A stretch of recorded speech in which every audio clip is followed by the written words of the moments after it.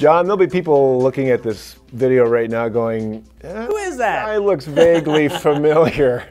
And of course, lots of people will know you as the host of The Amazing Race Canada.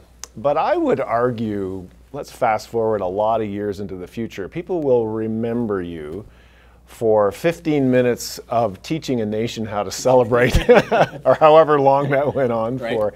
Tell me a bit about how that happened. Was that just spontaneous? Was that just you? And for people who wouldn't remember, I mean, even at the medal ceremony, you dusted off the podium, jumped up in this big scream, very un-Canadian, by the way. Maybe a little bit. It was. I think the only thing that I can account for it is pure unbridled joy, which is happening to an individual who's not thinking very far ahead.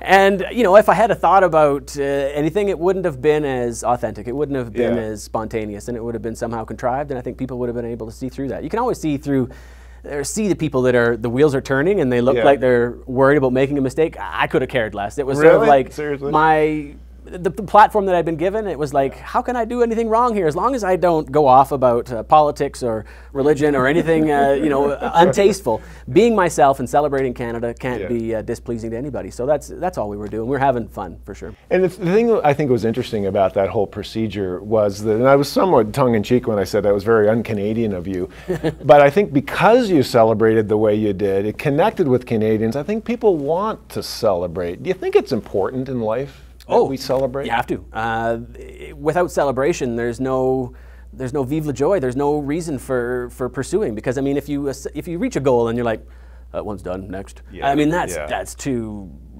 I mean, that's not what we're about. We're about striving for big goals here in Canada and celebrating them when we get them. Not in a beat your chest bravado, I'm better than everybody else in the world, but thank you for helping us get here collaboratively, sort of an attitude. And we don't accomplish anything in our lives by ourselves, or very seldom. The things that are worth accomplishing happen with the teams.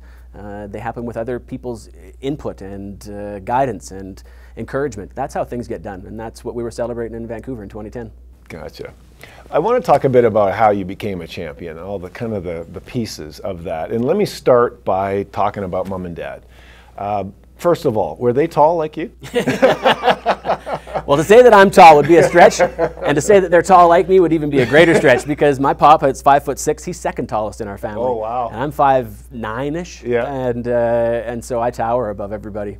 Wow. And so tell me about the role they played in you becoming, I mean, are they tough like you? I mean, yeah, and you know, Pop was a hockey player, and he was a small guy, and he played senior hockey at a competitive level as well back in the early 70s.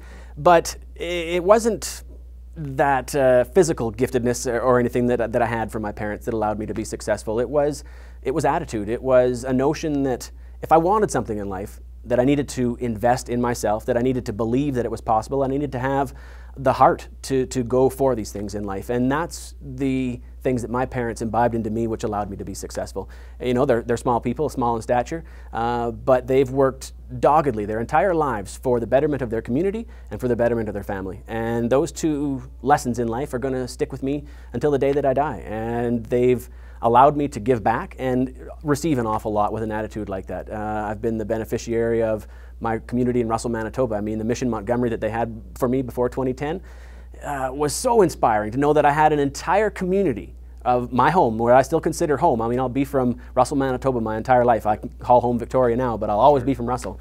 We're behind me 110%. And whether I won, I lost, or I stunk the place out, I knew that core base would be a fan of Jon Montgomery and would have my back, and that's all that mattered. I could go there and lay it all on the line with not having to worry about failing, because I knew that they had my back. But did you worry about failing in the sense to be a champion? I'm assuming every athlete, every person to be successful has to transform something about themselves to get to that level. What did you have to change? There's a physical element of preparation that went into it, but I'd say attitude was the one thing that I had to transform from my early days in skeleton racing and really struggling and having a bit of a, not a defeatist attitude, but a bit of a feeling sorry for myself attitude was why can't I be as good as some of these other new recruits? Why am I struggling more than some of the other athletes? But through dogged determination, through tenacity, through sticking with it, I was able to realize the rate of development that I could be happy with. I soon surpassed some of those athletes that I was struggling to keep up with in the beginning. And an attitude, I think, was the one thing that I had to develop about myself to allow me to get to that next level. And you can see a lot of people with a lot of talent, but really bad attitudes. And that is stifling. With a bad attitude, regardless of how much, I guess, talent you have, you may be successful at a particular moment in time, but I think in life in general, you'll be held back. You won't realize the types of opportunities that might have been afforded you with a better attitude. Interesting you say that. It's probably a year or so ago I was reading an article that identified two things as the main predictors of success. One was grit, and the other was self-control. Yep. And when you talk about how self-control, and you mentioned your attitude in particular, paid big dividends for you. So self-control doesn't sound that exciting, but why was it such a big deal?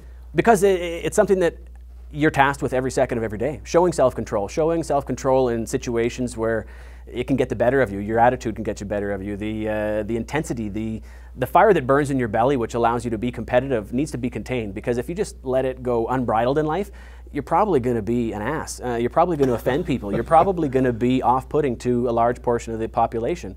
But when you channel that internal fire, when you channel it into something productive like sport, like competitive nature in business, like championing your community, that's when it can pay dividends. That's when it can be inspiring for other people to watch you do your thing. And self-control for me was, I guess, having the self-control to react positively to negative situations and to be mindful of the fact that simply a setback here isn't going to be the end of the line or isn't going to be all-encompassing. It just needs to be reworked and remanaged. And I've learned that time and time again that failures are not the end of the line, not by any stretch of the imagination, that they shape who we are, and that the attitude that you choose to come out of some of these failures will ultimately determine how well you can be successful in the future and how you move forward with purpose. You have been one of the forum speakers for Farm Credit Canada, and I've met a lot of them over the last 10 years, all of them actually. But one thing that's really consistent about all of them, which is kind of unique, is that they're obviously high achieving people, but they think differently when it comes to making mistakes and learning from mistakes. It's a philosophy of networking. Rather than learn from my mistakes and go it alone, it's about networking and failing faster. Absolutely. You talk about in Vancouver how you as a team figured the track out together faster. Tell me, and you learned from each other's mistakes essentially. We had the capacity to really grow as a team because we were so fractured, I think, coming into Vancouver, that it was a real opportunity for us to come together as a unit and to realize what can be done together. And no more in my skeleton career was it ever apparent than it was in Vancouver Whistler preparation for the 2010 games, where we bought into this philosophy of peer coaching. And whether you were coaching or you were being coached, you were getting better. You were getting better simultaneously with helping someone achieve their potential and achieve their ability to execute this track. By further ingraining those muscle memory patterns, those notions of steering patterns in corners, you're imbibing yourself with positivity, with reinforcement of the steering patterns and so on that would go on along the track.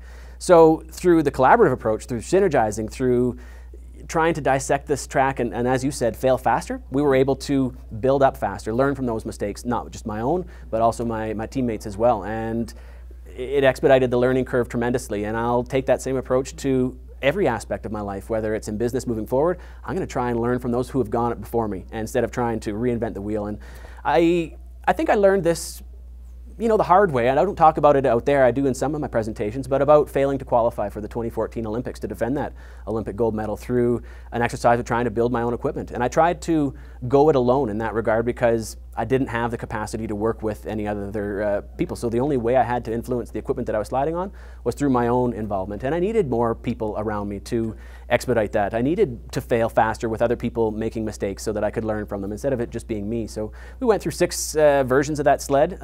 We spent 6 figures of our money that didn't even belong to us necessarily. Wow. And we put everything on the line for that chance to represent in 2014, and we fell short. It also made me realize that the world still spins. Falling short of a huge goal like representing your country and in a medal that we earned together in 2010 and 2014 was defeating. Yeah. But it was just that. It was a moment of sorrow. It didn't leave any deep lacerations. Regrets. Okay. Regrets are deep lacerations that don't heal. Yeah. Falling short of a goal is simply a bump in the road, and you wake up from that and you get over it. You don't even think about it as a failure anymore. You look at it as something to remind you that you got to keep going for it. And I'll apply that same throw caution to the wind approach to the rest of the things that I do in my life, knowing that in falling short, the world keeps spinning, people keep going, and nobody really counts you out as a loser until you do yourself. And final question for you, and you have all kinds of abilities you sort of find out hither and yon. You worked as an auctioneer. Yeah. Every farmer watching this has been to auctions, multiple auctions. What is it about a good chant? Like, are you casting a spell on people? I think what is it's that? hypnotizing. Honestly, you're being hypnotized with repetition and pitter-patter of a man's tongue against the roof of his mouth, and people are captivated by the auctioneer for whatever reason. I think it's the speed at which things happen. I think it's just that excitement that is building with getting to sold, which everybody's waiting for. How high can we get before, we can sell this thing from the auctioneer's perspective and from the buyer's perspective? How low can I get this thing for? The excitement of a good deal is always tangible at an auction sale. So what's with your chant? Like, does it have any patterns? Does it have I went to the Worldwide College of Auctioneering, and so they're known for their chant, which is, I'm bid $1 now two, would you bid two? I'm bid $2 now three. And so you start from that. You're actually saying words? Yeah. I'm bid $1 now two, would you bid two? Anybody want to bid two? Got to bid two, anybody want to bid two? Got to bid two to buy? Wow. Who knew that was actually... Got to bid two to buy, want to bid two, got to bid two, anybody want to bid? Got to advance a bid. Wow. Yeah. And so there is actually something I did not know. Real words. Some guys don't have words. I have filler words that are actual real words. Some guys use gibberish, which I don't like as much, but because I like to hear sentences. I like to hear people stringing together thoughts, words, making fun of people in the audience at auctioneer speed, which usually only a trained ear hears, and the guy who's being made fun of is looking around, looking under the bonnet, wasting people's time. But you're entertaining people, aren't you? There's an element of entertainment, for sure. Absolutely. And running the show and being the center of attention, which, of course, I'm sure you can tell that I hate, and it's something that I've totally not been attracted to my entire life. You're not a natural at it at all. Hey, thanks very much. I appreciate it. It's been a lot of fun. Pleasure.